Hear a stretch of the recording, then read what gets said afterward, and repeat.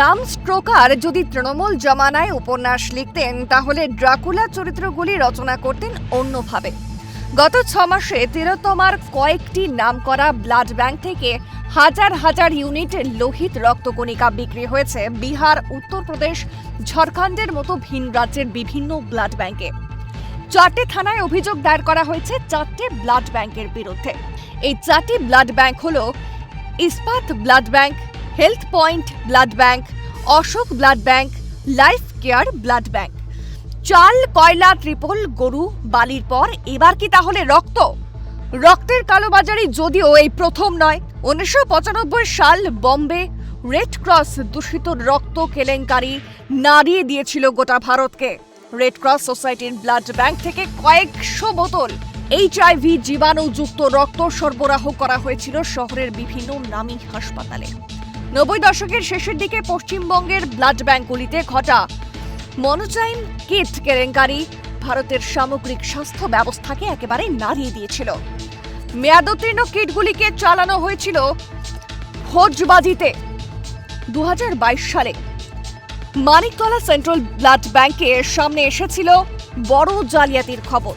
একটি চক্র সরকারি ও বেসরকারি হাসপাতালের ভুয়ো রিকুইজিশন স্লিপ এবং জাল রক্তদাতা কার্ড ব্যবহার করে ব্লাড ব্যাংক থেকে বিপুল পরিমাণে রক্ত ও প্লাজমা তুলে নিত। রক্তদান জীবনদান। গত 15 বছরে তৃণমূলের তৃণস্তরে ক্লাবে ক্লাবে মহা সমারোহে পালিত হয়েছে রক্তদান শিবির। বুকে গোলাপ, গিলে করা পাঞ্জাবি পরে মঞ্চে প্রধান অতিথি হয়ে উপস্থিত থাকতেন ঘাসফুলি টেনু নেতারা। ভারী গলায় 1 সপ্তাহ ধরে মাইকে প্রচারিত হয়েছে সেই শিবিরের বিজ্ঞাপন। জনসাধারণের রক্ত তবে কি ব্যর্থ হলো? বিক্রি হয়ে গেল চোরা পথে? পকেটে এলো কোটি কোটি টাকা। কার পকেটে? তদন্ত চলছে। নতুন সরকারের 2 মাসেই সামনে এসেছে তৃণমূল সরকারের আমলে ঘটা দুর্নীতি। কিন্তু গত 15 বছরে কেউ খুনাক্ষরেও কিছু জানতে পারল না। এও সম্ভব নাকি সবই মায়া, সবই ভানুমতির খেল?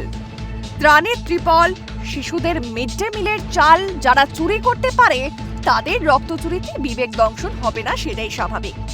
রক্তের টাকায় নিজের ঘরে বেলোয়ারি ঝাড় লাগিয়েছে। এবার সব প্রশ্নের জবাব দেবার পালা। জিরো টলারেন্সের সরকার চলছে, ছাড় পাবে না কেউ। রক্তের প্রতিটি ফোঁটার হিসেব দিতে হবে, চোকাতে হবে রক্তের ঋণ। কলকাতা নিউজ।